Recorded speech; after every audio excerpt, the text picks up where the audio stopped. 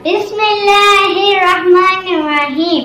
अस्सलामुअलैकुम प्यारे बच्चों, welcome to Kanzul Iman school TV. आओ बच्चों, हम आज का सबक पढ़ते हैं। आप भी मेरे साथ मिलकर पढ़ें।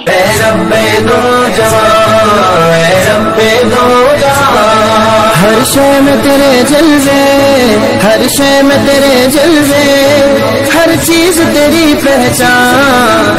रब्बे दो जहां, रब्बे दो जहां, रब्बे दो जहां। हर शय में तेरे जलवे, हर शय में तेरे जलवे, हर चीज।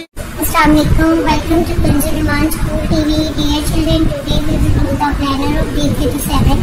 Math page number 25, go to page number 39, 41. Let's start with math page number 25. प्यारे बच्चों, आज हम काउंटिंग इन वर्ड्स सीखेंगे। आगे तो आपने इन स्पेलिंग्स को नीचे नीचे लिखना है। 11, 12 एंड 13।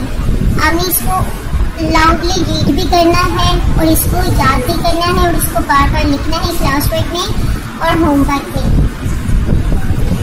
जैसे ये है 11, ELEVEN, 11, ELEVEN, 11, TWELVE, 12, TWELVE, 12, THIRTWN, 13, THIRTWN, 13। अब बच्चों, आपने इसको याद भी करना है और बार बार इसको लिखना भी है। थैंक यू, अल्लाह हाफिज़।